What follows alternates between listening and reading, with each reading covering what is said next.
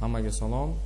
Bugun organik kimyo kursidan karbon kislotalar mavzusi bilan tanishib chiqamiz. Eng muhim mavzularimizdan bittasi. Demak, bir boshdan boshlaymiz. Karbon kislotalar funksional guruhga ega bo'lgan moddalarga tarkibiga kiradi, ya'ni kislorodli organik birikma. Karbon kislotani o'rganadigan bo'lsak, karbon kislota unda mana bu karboksil degan funksional guruhni ko'ramiz. COOH.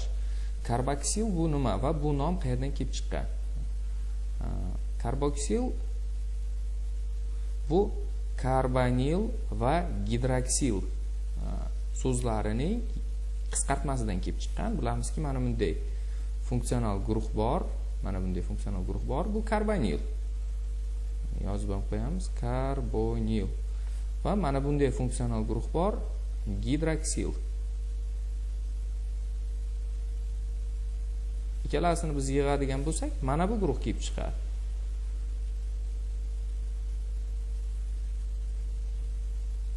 Mana bu guruh kelib chiqadi. Mana karboksil deymiz. Mana bu yerga qandaydir bir radikal birikishi mumkin, uglevodorod radikali.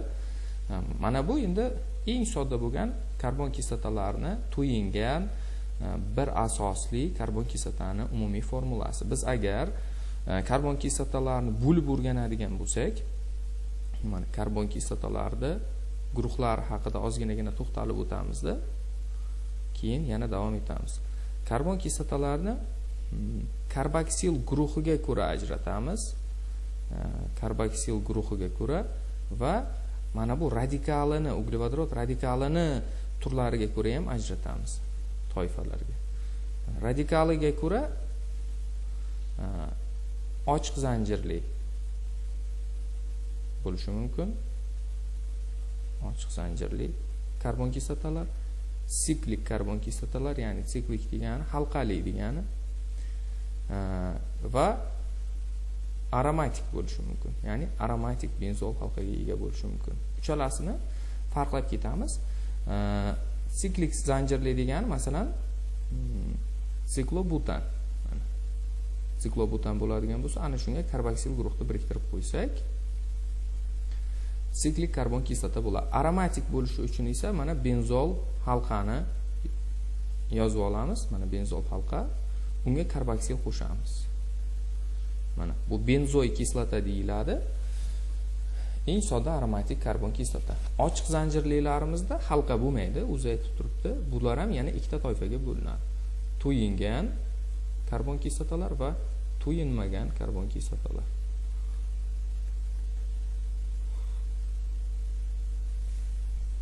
To'yinganlarida oddiy bog'lar bo'ladi uglerodlar orasida, masalan, mana bunday. SH3, SH2 qush bog'i yo'q uglerodlar orasida. To'yinmaganda esa mana bunday qush bog'lar bo'lishi mumkin. Mana qush bog'lar yoki hattoki uch bog'lar ham bo'lishi mumkin. Mana bu to'yinmagan karbon kislotalar bo'ladi. Mana radikalga ko'ra toifalab oldik. Endi karboksil guruhi agar bir dona karboksil bo'lsa, mana bunday radikal COOH bo'lsa, bu bir asosli karbon kislota bo'ladi. Agarda karboksil guruh ikkita bo'lsa, ikki asosli karbon kislotalar bo'ladi. Mana shunday, agar karboksil 3 ta bo'lsa, 3 asosli yoki 3 negizli karbon kislotalar bo'ladi. Mana shunday toifalari bor. Bugun biz sizlar bilan o'tadiganimiz radikaliga ko'ra ochiq zanjirli to'yingan karbon kislotalar bo'ladi. Ya'ni mana bu birikmalar bo'ladi. Chunki bizda maktab darsliklarimizda, litsey darsliklarimizda ko'proq o'sha umum ta'lim fanlarida mana shu guruhi o'rganiladi. Shuning uchun bugun sizlar bilan mana shu guruhiga ko'proq to'xtalib o'tamiz. Endi davom etamiz. Demak, to'yingan karbon kislotalar, to'yingan bir asosli karbon kislotalar. Bularni eng birinchi vakili mana bu. Vakili HCOOH. Uglerod bitta. Mana bu yerda radikal bo'lishi kerak edi, lekin vodorod bo'lishi ham mumkin. Uglerod ikkitaligi mana bu bo'ladi. SH3 COOH. Uglerodi 3 taligi mana bu bo'ladi. C2H5 COOH. Bularni birdaniga nomlanishi bilan to'xtalib o'tamiz. Demak, birinchi trivial nomenklaturadan boshlaymiz. Trivial nomenklatura bilamiz, tarixiy nomenklatura. Bu chumoli kislota deyiladi, bitta uglerodi bori. Chunki chumoli tarkibida bo'lgan. Chumoli kislota.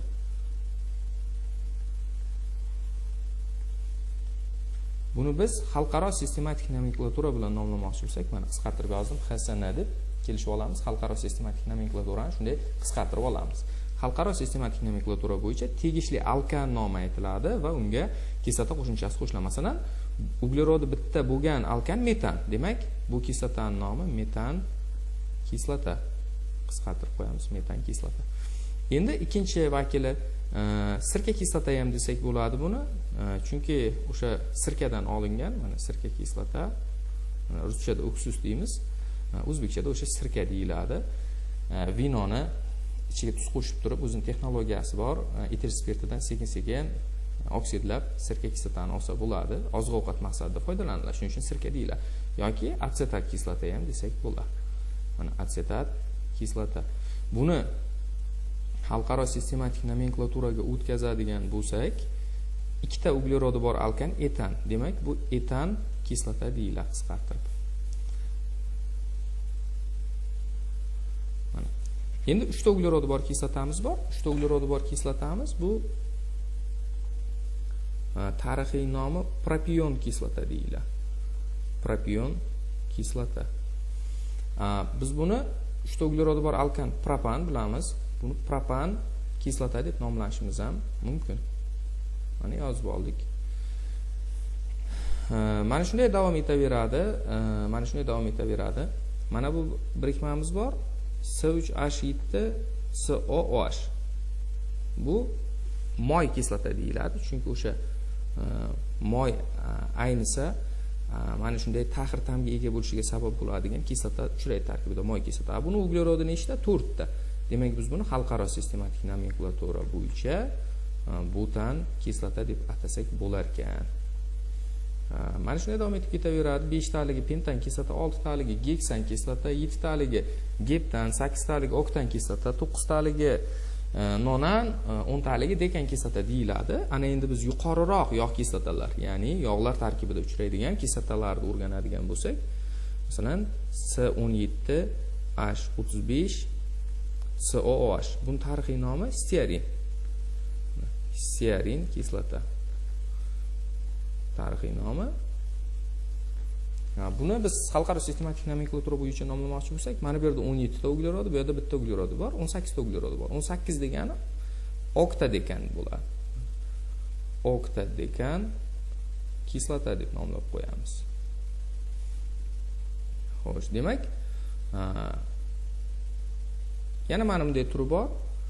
C15H31 COOH. Bu ham moylar, yog'lar tarkibida uchraydi.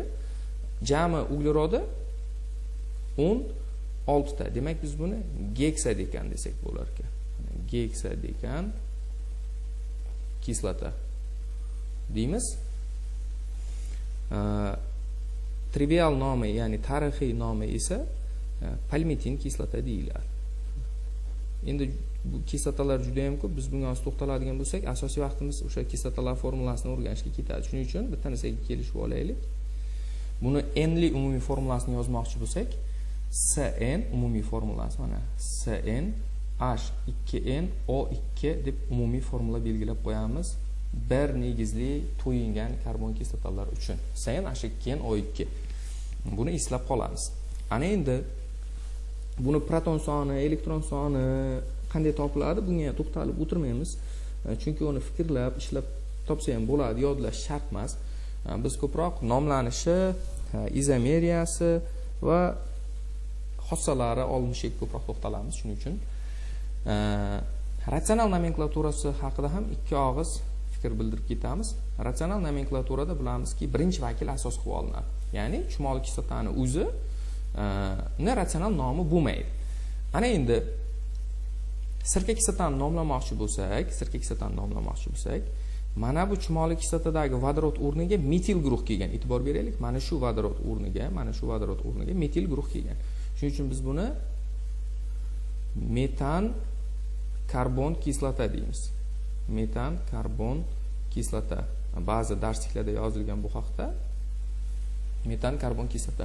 Metan deganda mana bu SH3 tushuniladi. Karbon kislota SOH ni anglatadi. Agar biz buni propion, ya'ni propan kislotani ratsional nomlamoqchi bo'lsak, mana bu yerdagi chumoli kislotani bitta vodorodning o'rniga etil radikali kelgan. Mana etil. Biz buni etan karbon kislota deyishimizga to'g'ri keladi. Aynan etan kislota demayapmiz. Etan karbon kislota deyapmiz. Mana shu radikalga to'g'ri keluvchi alkanning nomini aytyapmiz. Mana bu yerda radikal nima?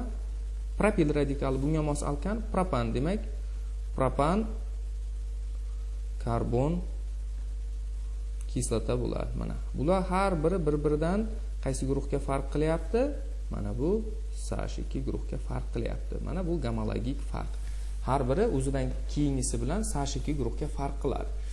Mana bu endi to'yingan monokarbon kislota deyiladi. Mono degani bitta degani, yagona degani, ya'ni bitta karboksil guruh bo'lganligi uchun to'yingan monokarbon kislota deymiz bularni va mana bu gomologik qatorini tuzib chiqdik. Ana endi xalqaro sistematik nomenklatura bo'yicha nomlanishiga ozgina to'xtalib o'tamiz. Agar tarmoqlangan bo'lsa,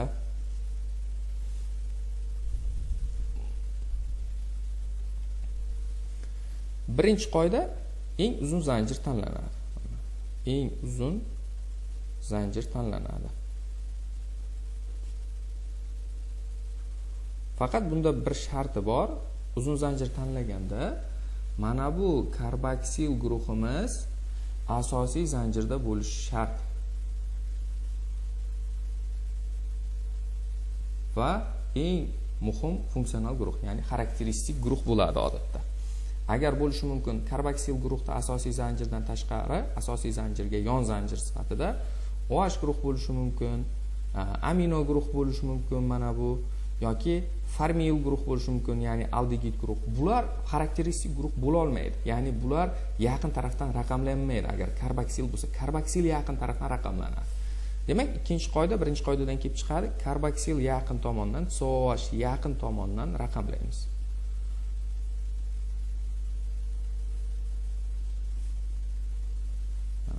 Qoidalarni faqat og'zaki aytmasdan yozib ham ketamiz, sizlarga yanada tushunarliroq bo'lishi uchun.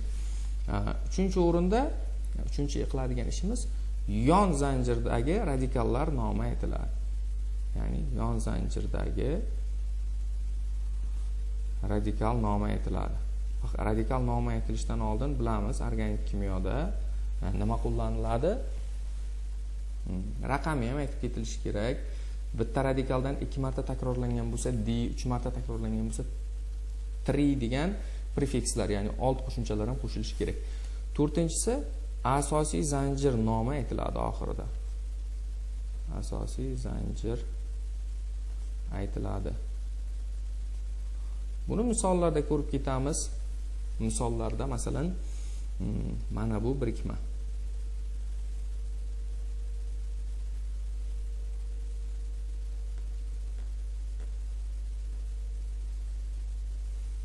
Mana tarmoqlangan.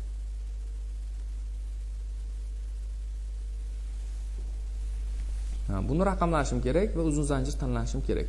Mana karboksil guruhni tagidan chizib olamiz asosiy zanjir. Mana shu yerga keladi, to'g'riga ketadi. Chunki to'g'riga kelib tepaga yursa ham ikkita uglerod, to'g'riga yurib to'g'riga o'tib ketsa ham ikkita uglerod, faqat bu yerda tarmoqlanish ko'proq.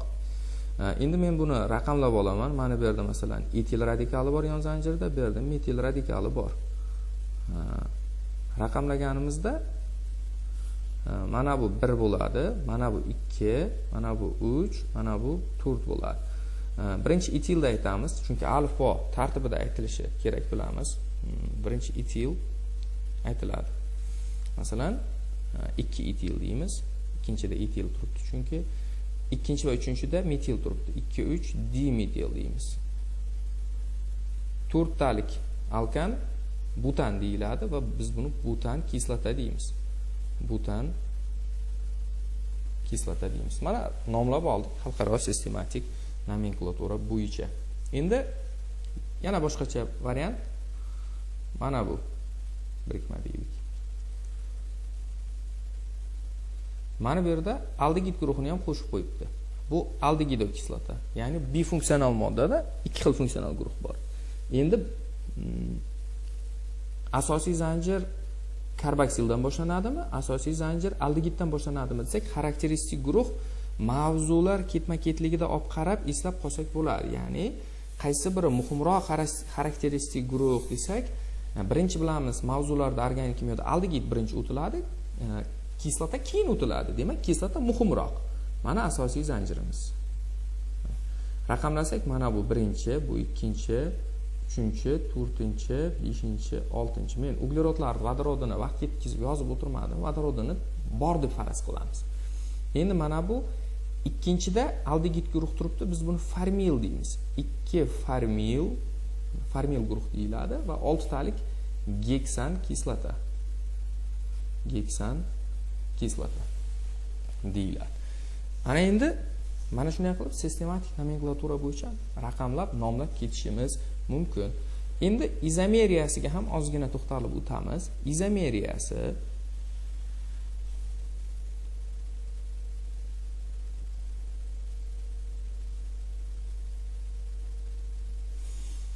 qanday izomeriyalar uchraydi? Birinchi navbatda bilamizki, yangi 10-sinf darsligimizda ikki xil izomeriya farqlangan. Qanday izomeriyalar farqlangan? Bular fazoviy va struktur. Eski o'yin 10 bo'yicha emas yoki litsey kitob bo'yicha emas, yangi 10-sinf bo'yicha tushuntiryapman. Boshqa darsliklarda ozgina farq qilishi mumkin bu narsa. Fazoviy izomeriyani konformatsion, ya'ni alkanlarda uchraydi-ku, aylanma izomeriyasi. Konformatsion izomeriya degan turi uchraydi. Undan tashqari juda murakkabroq vakillarida asimetrik uglerod bo'lib qolishi mumkin, turli xil o'rinbosar birikib qolishi mumkin. Unda optik izomeriya ham uchrashi mumkin. Hammasida demayapmiz, aynan asimetrik uglerod mavjud vakillarida deyapmiz. Mana shunday fazoviyning ikkita turdagi izomeriyasi uchraydi. Biz bunga ko'p to'xtalib o'tirmaymiz. Biz ko'proq aktualroq bo'lgan struktura izomeriyasiga chuqurroq to'xtalamiz. Struktura izomeriyani hamma organik birikmalarda bor, skelet turi bor. Ya'ni skelet bu uglerodning zanjiriga ko'ra izomeriya bor. Birinchisi. Ikkinchisi, struktur izomeriyaning sinflar aro degan turi bor. Sinflar aro. Buni biz murakkab efirlar bilan deymiz. Oddiy efir emas, murakkab efirlar bilan o'rganamiz. Murakkab efir mavzusida murakkab efirlarning ham izomeriyasini ko'ramiz. Lekin hozir bitta narsani bilishimiz kerak, sinflar aro karbon kislotalar, to'yingan bir asosiy karbon kislotalar murakkab efirlar bilan izomer bo'lishini bilishimiz kerak. Keyingi turdagi izomeriyamiz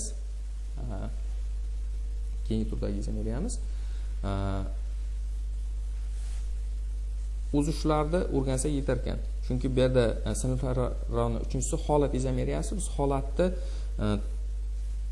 mana bunday holatdan bo'lishi mumkin. U faqat oksikislotalarda, ya'ni OH guruhini siljitish orqali ko'rishimiz mumkin. Biz hozir monokarbon kislotani o'tayotganimiz uchun buni o'rganishimiz shart emas. Mana shu ikkita asosiysini ko'rib chiqamiz, ya'ni skelet izomeriyani ko'proq ko'rib chiqamiz. Tasavvur qilaylik, skelet izomeriya bo'yicha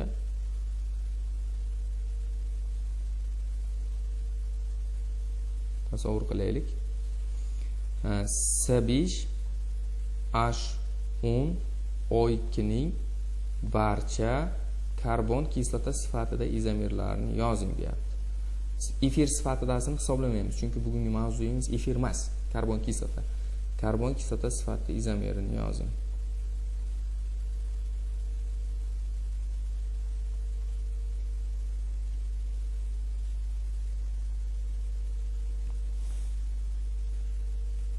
izomeriya chiqarishda chalg'imaslik uchun bitta narsaga kelishib olaylik. Birinchi tarmoqlanmaganidan boshlaylik, normalidan ya'ni.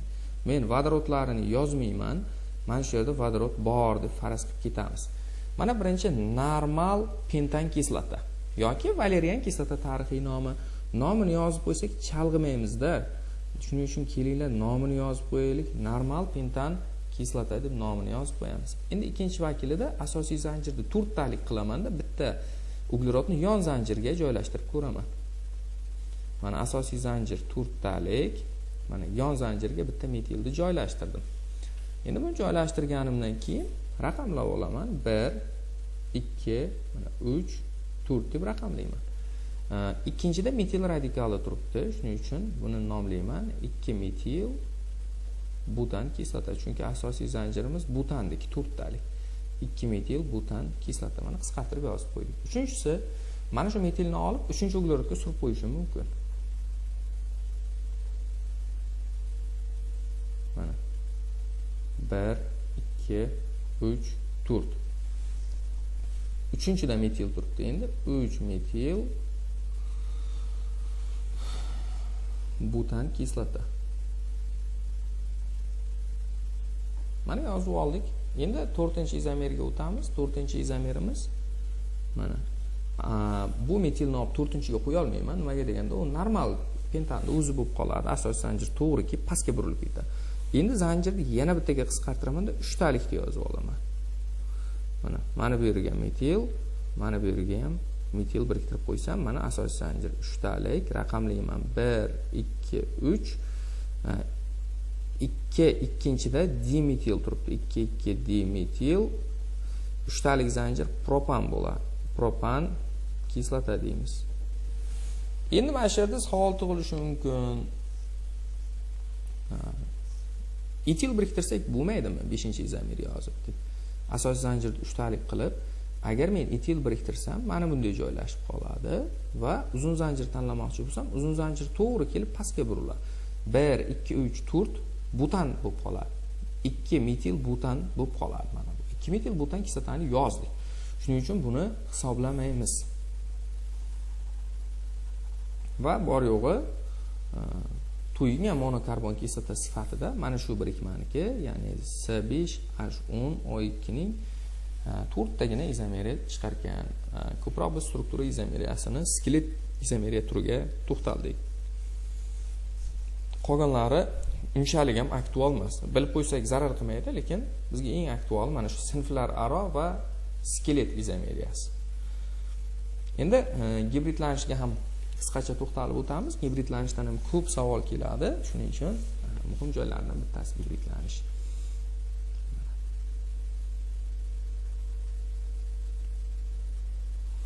Gibridlanishi. Mana bu kislota misolda o'rganaylik. Qanday gibridlangan atomlar bor? Mana bu yerlarda vodorod bor. Men vodorodlarni yozmayman. Mana shu burchaklarda vodorod bor deb faraz qilinadi. Kislorod qush bog'i bo'lganligi uchun sp2 gibridlanishga ega bo'ladi. Mana sp2. sp2 gibridlanishga ega mana bu sigma bog'imizda bir donagina orbital valentlik hosil qilishda qatnashyapti. sp2 da 3 ta orbital bo'lishi kerak. Qolgan ikkitasi qayerda desak, mana bu yerda taqsimlanmagan bir juft elektronni, mana bu yerda taqsimlanmagan bir juft elektronni aylantirish bilan band. Mana bu p bog' esa gibridlanmagan p orbital hisobiga hosil bo'lgan. Bunga chalg'imaymiz. P bog' gibridlanmagan pp orbital hisobiga hosil bo'ladi deb faraz qilamiz. Ana endi mana bu karboksidagi uglerod ham sp2 gibridlangan, lekin buni 3 ta orbitali ham valentga bog' hosil qilishda ishtirok etgan. Ya'ni mana birinchi bitta sp2, mana ikkinchi sp2, mana uchinchi sp2. Mana bu kislorodda p bog' yo'q, shuning uchun sp3 gibridlangan, lekin 4 ta orbital bo'lishi kerak. sp3 bo'lsa, mana bitta orbital bog' hosil qilishda qatnashgan, yana bitta orbital bog' hosil qilishda qatnashgan. 4 ta orbitaldan ikkitasi qani desa, ular ham taqsimlanmagan elektron juftlarini, ikki juft elektronni aylantirishda qatnashadi. Mana shunday. Endi mana to'yingan bo'lganligi uchun faqat sigma bog'lar bor uglerodlarda, mana sp3 gibridlanish. Agarda kislotamiz to'yinmagan bo'lsa, qush bog'i bo'lsa yoki 3 bog'i bo'ladigan bo'lsa, xuddi uglevodorodlarning singari mana bu holat bo'lsa sp gibridlanish, mana bu holat bo'lsa sp2 gibridlanish, mana bu holat bo'lsa siz turganingizdek sp gibridlanishda bo'ladi. Mana bu radikal to'yinmagan bo'lib qolsa. Agarda radikalda benzol halqa bo'ladigan bo'lsa, mana bunday benzol halqa bo'ladigan bo'lsa, bular har biri sp2 bo'ladi benzol halqada bilamiz. Chunki har birida bir donadan nima bor? Pi bog'lar mavjud. Shuning uchun ham har biri benzol halqada sp2 bo'ladi va qolgan o'rinbosarlar shunga qarab topib olsagan bo'lar ekan. Mana shunday gap. Bu karbon kislotalarining kirish qismi edi. Endi fizik xossalariga ko'p to'xtalib o'tirmaymiz, chunki uni kitobdan ham o'rganib yaxshi tushunib olsa bo'ladi. Biz olinishi va xossalariga to'xtalamiz. Demak, olinishidan boshlaymiz.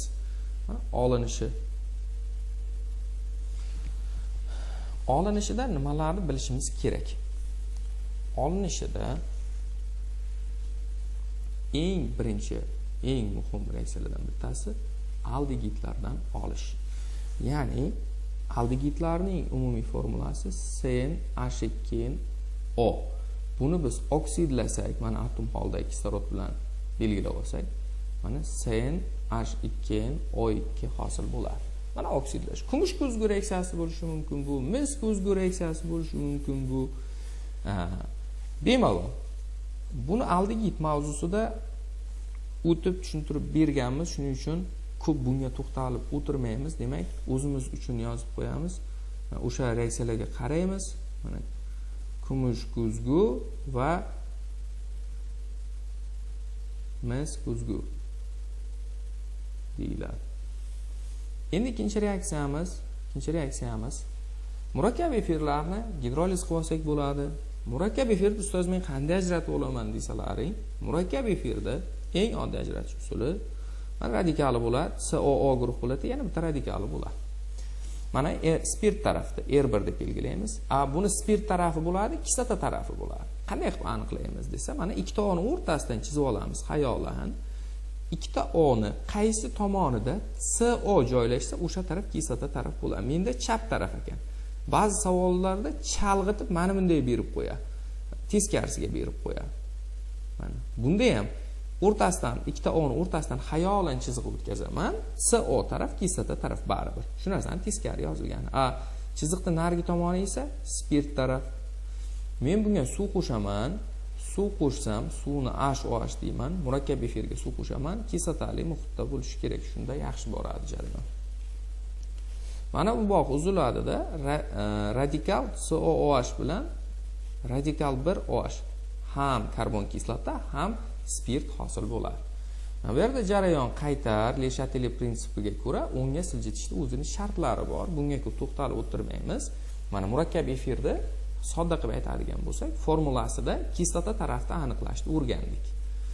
Va tegishli kislota va tegishli spirt hosil bo'ladi. Buni modda misolida ham o'rganaylik. Misol uchun SH3, CO, SH3.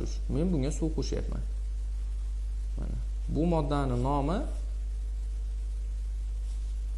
mana bu spirt tarafi metil, birinchi spirt tarafi aytiladi. Metil kislota, sirka kislotani qoldi ikkitalik. Metil atsetat desak ham bo'ladi yoki sirka kislotaning metil efiri.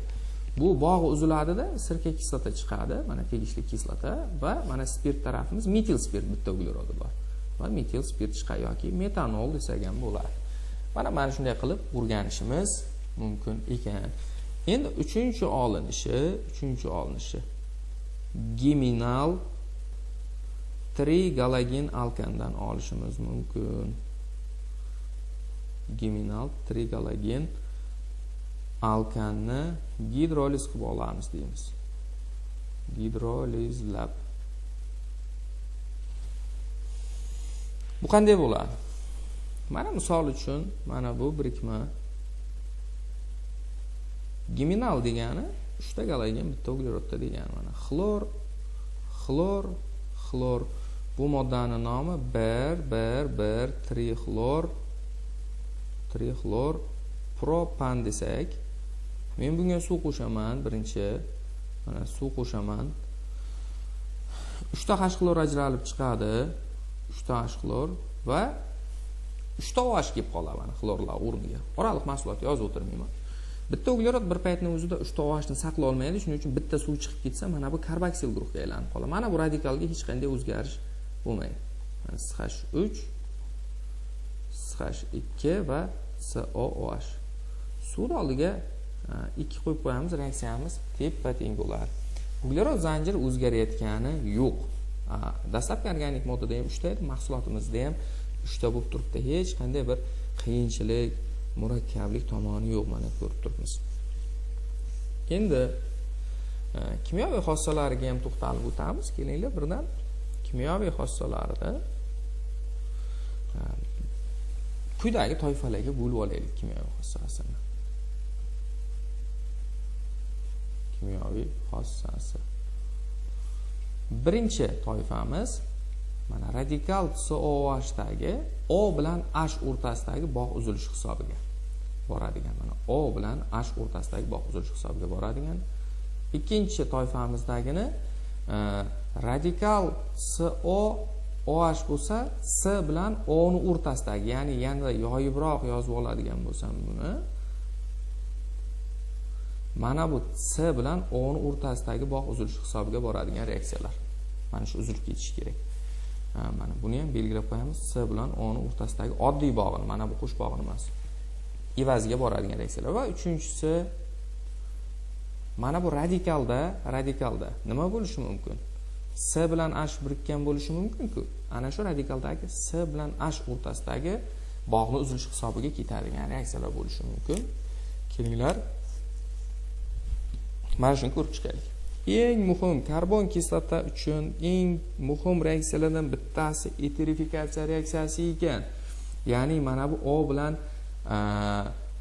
ya'ni mana bu ikkinchi guruhdagi C bilan O ni o'rtasidagi bog' uzilishi hisobiga boradigan eterifikatsiya reaksiyasi. Shundan o'rganamiz, ya'ni C eng muhimi bo'lgani uchun ikkinchi bo'lib yozgan bo'lsak ham shuni o'rganamiz dastlab. C bilan O ni o'rtasidagi bog' uzilishi hisobiga, demak bu eterifikatsiya reaksiyasi. Eterifikatsiya degani efir hosil qilish degani. Eterifikatsiyaning umumiy formulasi mana bunday. Karbon kislotaga qo'shamiz qandaydir bir spirtni, hosil bo'ladi murakkab efir bilan suv. Boya olinishida shu jarayon teskarisini o'tdik. Murakkab efirga suv qo'shib turib, spirt bilan karbon kislota olgandik. Endi shuni to'g'ri reaksiyasini ham o'tamiz. Misol uchun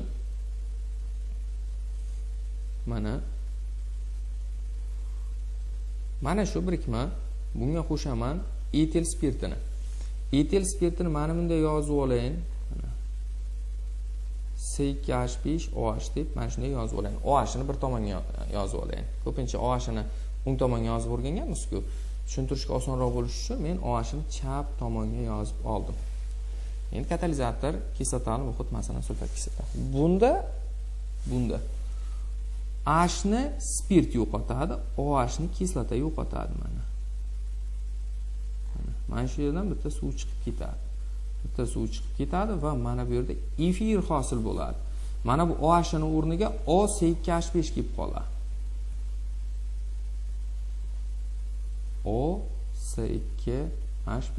Endi bu qanday qilib aniqlangan? OH ni kislota yo'qotishi desak, nishonlangan atomlar degan usul bor. Unga ko'ra qandaydir mana bu yerda kislorodda 16 lik izotop ishlatilgan kislota ichida, mana bu yerda ham kislota ichida 16 lik. Etil spirt ichida 18 lik izotop ishlatilgan. Endi suv agar spirtdan ketganda edi, OH ya'ni OH spirtdan ketganda edi, mana bu suvning ichida 18 lik chiqardi. Kislorod og'irlik izotopi bo'yicha. Lekin aslida 18 lik chiqmaganda suvning ichida 16 lik kislorod chiqqan, 18 lik efirning ichida qolib ketgan, 18 og'irlikka ega kislorod. Demak, spirtdagi 18 og'irlikka ega kislorod efirning ichida bor degani OH ni kislota berdi degani. Nishonlangan atomlar usulida bu mexanizmni Menshutkin degan olim o'rgangan. Menshutkin mana shu jarayonni o'rgangan. Demak, bu A reaksiyamiz, CO bog'ni uzilishi hisobiga. Endi B reaksiyamiz ham bor. B reaksiyamizda galogen angidridini olsak bo'ladi kislotalarni. Masalan, mana COOH.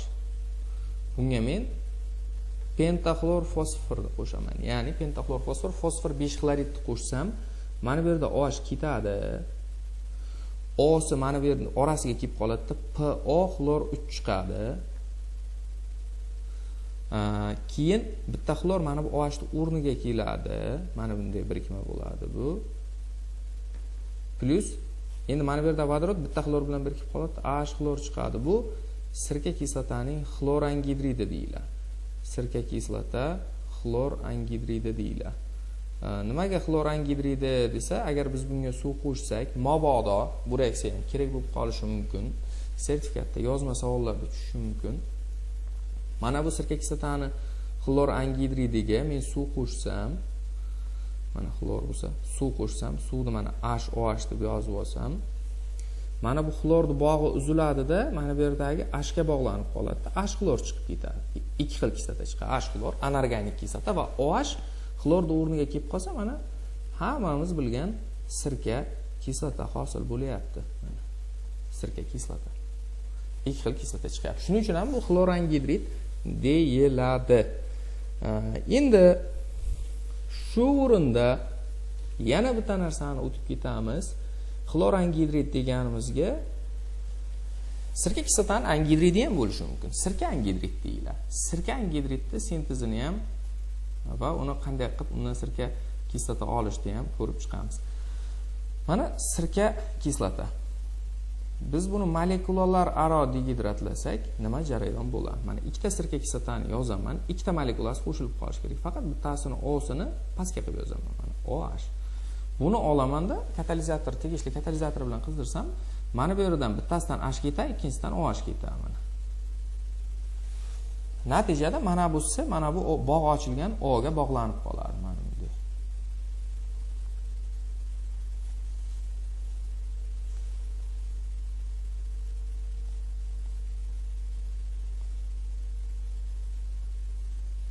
Sirka angidrid bilan suv hosil bo'ladi. Endi bu sirka angidridga bu jarayon teskarisi ham bo'lishi mumkin. Sirka angidridga suv qo'shsam, 2 molekula sirka kislota hosil bo'ladi. Men oldiga 2 koeffitsient qo'yib o'tirmadim, chunki o'zi shundoq ham ikkita molekulasini yozdim. Mana shu modda sirka angidrid deyiladi, mana shu modda. Bunga suv qo'shsak, 2 molekula sirka kislota chiqadi. Mana buni ham bilib qo'ydik. Endi davom etamiz. Karbon kislotalarda O bilan H bog'ini uzilishi hisobiga ketadigan reaksiyalar ham bor. Biz buni anorganik kislotalar bilan umumiyligi deymiz. Mana anorganik kislota bilan umumiyligi deymiz. Mana misol uchun, chunki anorganik kislotada ham vodorod harakatchan bo'ladi. Organik kislotada ham vodorod harakatchan bo'ladi. Kislotaning kuchini taqqoslaydigan bo'lsak, sirka kislotadan ko'ra chumoli kislota kuchliroq ekan. O'zi bilamiz, chumoli kislota ham kuchsiz kislota, lekin bir-biriga nisbatan hisoblaganda sirkadan ko'ra chumoli kuchliroq. Propiondan ko'ra sirka kuchliroq ekan. Xulosa o'rnida uglerod atomi oshib ketaversa, kislota kuchi kamayib ketadi deb xulosa qilishimiz kerak ekan. Ana endi mana bu anorganik kislota bilan umumiyligida birinchi reaksiyasi neytrallanish reaksiyasiga kirishadi. Muammosiz neytrallanish. Buning uchun mana bitta sirka kislota misolida o'rganaylik. Sirka kislotaga qo'shaman natriy gidroksidni, ishqorni. Chiqadi. Mana vodorod o'rniga natriy keladi. Mana asos OH yo'qotadi, kislota H yo'qotadi. Shunda O bilan H o'rtasidagi bog' uziladi. Natriy atstat chiqadi. Eng ko'p tushadigan reaksiyalardan bittasi neytrallanish. Ikkinchi xossasi bu ham neytrallanishga o'xshaydi. Neytrallanish ham deb beriladi, ba'zida beriladi. Asos emas, kislotaga asosli oksid qo'shishimiz mumkin. Masalan, mana endi chumoli kislotani tanlaylik. Kalsiy oksid qo'shamiz. Bu o'zidan vodorod yo'qotadi, kalsiy O'ni yo'qotadi, suv chiqadi. Bilamizki, chumoli kislotada bir negizli kislota, shuning uchun valentligi 1. Kalsiyning valentligi 2. Buni ikkisi bu yoqqa tushadi. Kalsiy formirat bu. Mana bu yerda ham tuz hosil bo'lyapti. Endi uchinchi reaksiyamiz metal bilan reaksiyaga kirishishi. Masalan, mana sirka kislotaga qo'shaman faol metal kaliyni deylik. Kaliy mana bu vodorod o'rniga keladi. SH3 COO kaliy bilan H2 ajralib chiqadi.